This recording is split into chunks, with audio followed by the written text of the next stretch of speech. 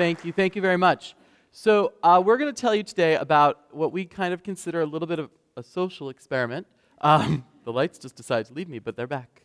In terms of working with a nonprofit arts community, partnering with the Syracuse City School District, and that's what we've been working on for the last 2 years. So what we've been studying is what is the A in STEAM? So many of you have heard of STEM. 2010, it became an incredibly popular educational term, which is an emphasis on science, technology, engineering, and math in the classroom. And about a year later, the artist people managed to convince everybody that we had to include the A and call it STEAM.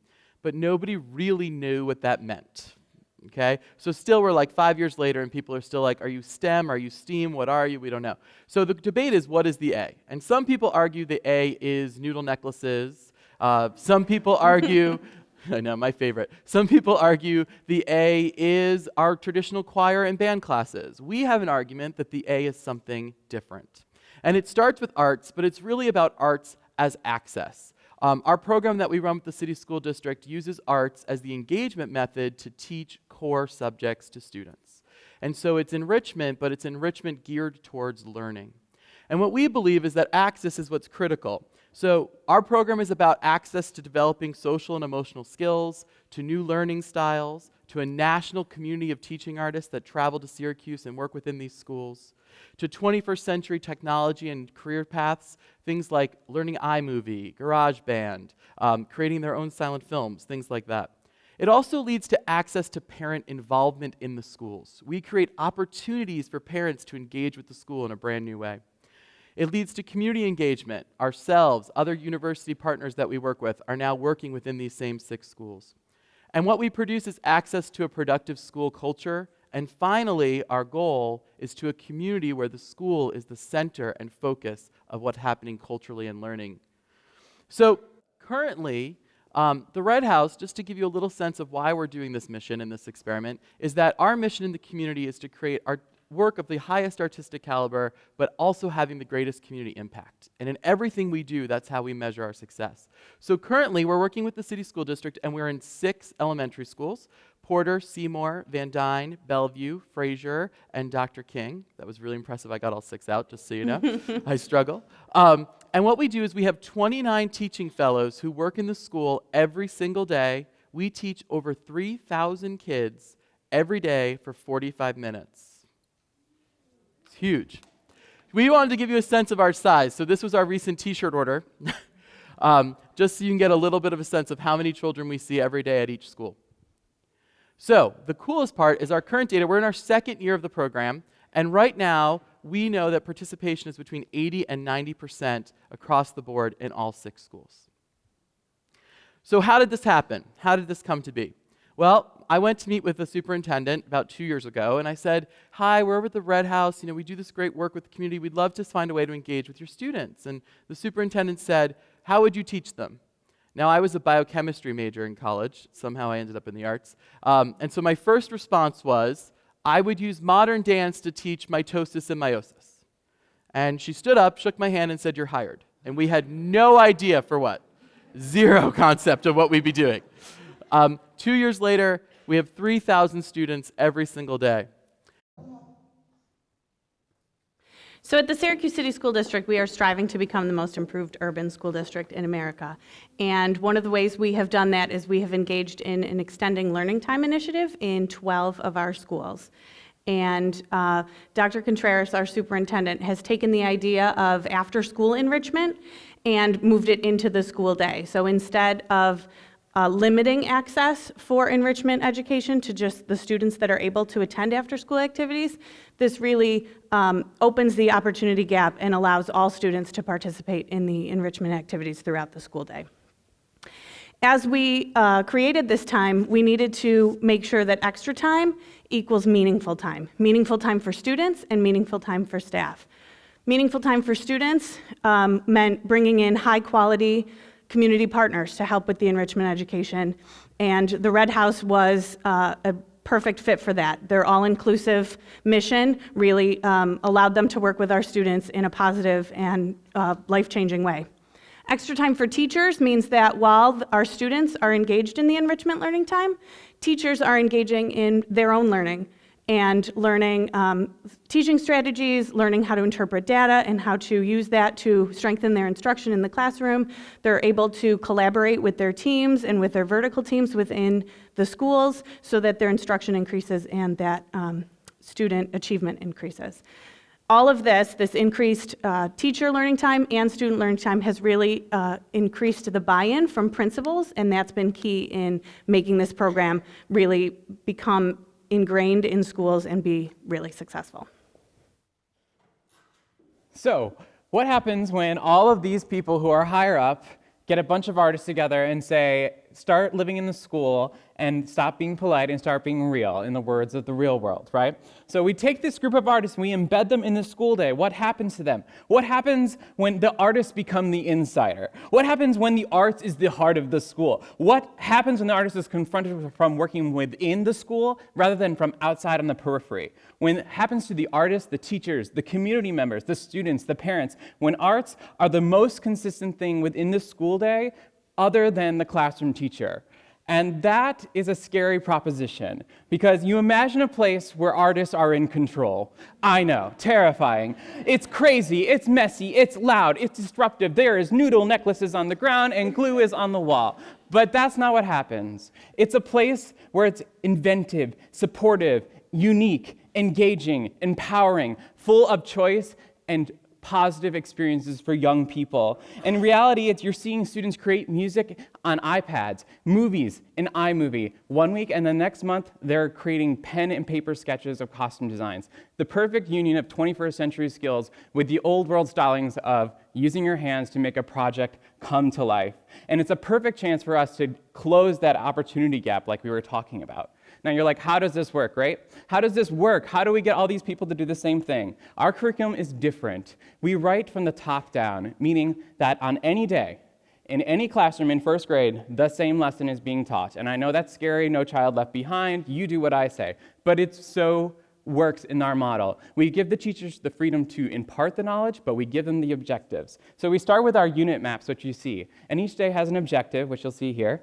And then we break it down even further into lesson plans for the day. And for the lesson has framing, it's connected to the Common Core, it's connected to standards, it's connected to the time that you have to spend on it. It's connected to cleanup of those noodle necklaces. I keep saying noodle necklaces, but there are no noodle necklaces in this program.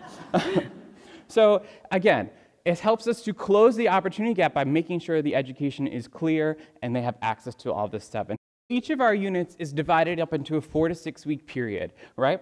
And at the end of each period is what we call a shareformance, which is another non-threatening word for performance, because performance equals anxiety, right? I know I'm anxiety right now, full of performing in front of you. But if I say we're sharing our work, it becomes much less scary. And what this does is build community within the building, and it also gets the community into the building during the school day. It creates buy-in from the stakeholders, the students, the parents, the teachers, the administrators, the community members, the press, the most important people in this town. It builds a sense of accomplishment and pride for their building. They're sharing with their peers what they're doing in a positive manner. And at the end of the year, culminates in a final performance where the students are engaged in a professionally produced production with touring actors from out of state, from New York City, and they get a chance to earn their way into that. So there is a reward for participation, there is a reward for active engagement in your learning. So how does this work? So you know who we are, what we do, and what it looks like in the school district, but how does it actually work logistically? So when we were approached about doing this program, we really wanted to make sure that it was extremely effective. So one of the things we did was we examined how a school district functions, and we essentially built a mini school district within our organization to ensure that this stuff was going to be going on in the classrooms in the way that we envisioned. So we have our executive director that functions much like the superintendent, who oversees everything programmatically. We have our education director and teaching learning coordinator that oversee curriculum, but not only just overseeing the artistic objectives and the Common Core objectives, but also are making sure that it's being implemented in a way with accommodations and modifications that match those students' needs, because not every single school that we're in is the same. We want to integrate it into their culture of the building, and so those people help with that. We also have curriculum leads who have not been only hired just because they have extensive background in their art forms, but they also have extensive experience in teaching and in education, and they work directly with upper administrations to write the lesson plans that are implemented into the classroom. We also have our building lead and our education associates that work with materials. You can imagine making photocopies for 3,000 children. So they work on materials and making sure that everybody has everything they need. And the building leads act for our teaching fellows very much like a building principal does. So they collect data to share with upper administration about engagement, participation. They're really the boots on the ground that solve issues as they arise, and they're integrated into the school in a way so if a teaching fellow calls out sick or something happens, they can step in and coach those children through the day or cover for a teacher so that there's no time lost in the classroom and we can stay on track. So backing up even further, we have teaching and learning. The school district starts in September, but we make our teachers start in July. So they're there for 2 months, every single day, 5 days a week, for 8 hours, getting training in not only the curriculum, but they're getting training in pedagogy, in classroom management. We partnered with Lemoyne College, Peaceful Schools, which is another ELT partner, and OCM BOCES to make sure that they got really rich professional development and that they were connected with institutions of higher learning in our own community. Because when the teachers are connected to institutions of higher learning, that means that the students that they're working with are also connected to those institutions of higher learning. We also have professional development throughout the year. They're required to meet with us twice a week, every single day, every single week, to ask meaningful questions about the curriculum that they're implementing. So they come on Tuesday, Thursdays, and ask, great, so this is the objective for next week. Here's what my classroom is like. How do we implement this in a way that's going to be meaningful to students? And the last piece, which people might see on there and giggle at a little bit, is we make them do book club. And the reason why we make them do book club is we give them pieces of literature and text that ensures that they're not only going to be successful teachers and successful artists, but successful in managing stress level and making sure that they are out there entering the classroom every single day healthy and happy and having tools at their disposal so that when they're in the classroom, they are able to exist for their students at all times when they are in that building. And here's a quote from one of the classroom teachers. They serve as a resource not only for their students, but they're also serving as a resource for the other classroom teachers within their building. And these are just a couple of things that they have done with the students. In kindergarten, they talked about race. We implement things throughout our curriculum. You think, how can you talk with a pre-K student about something like race? And using several different tactics that we did in our curriculum. We're teaching them not only the colors of the rainbow, but then use that curriculum to open up to have a meaningful discussion about differences and acceptance. So those are the nuts and bolts, which there are a lot of. But what's interesting to think about are the implications of the program in the long run. So what is the impact when a child who starts in pre-K learning through the arts is now in 6th grade and has traveled through that entire curriculum? What is the impact on the teacher that gets an hour every day of professional development in school? How much better they can be? And our argument is obviously that we produce better teachers, more engaged students, we have better test scores over the long run, we have less discipline issues, and most importantly, we believe we're helping to produce better citizens. Now, what if we dream huge? Which of course is my job. So what if we dream huge? What if we can create an alternate pathway to education that lasts from pre-K through high school for kids to engage in the arts? So that we're not just using modern dance to learn mitosis and meiosis, but we're also having them learn modern dance to be performers. This is our long-term goal. Other great things that we're talking about is how can we shift music and band from being special electives to being the core of a school that create the culture with which the kids are learning within. And I just ran out of time. But you get the idea. Last two things I'll say quickly. We want to train parents to be the consumers of education, to pick programs that meet their kids' needs. And finally, we try to imagine when other school districts pick up this model, what extensive ramifications can we have where artists were allowed to come in and create. Thank you so much for your time.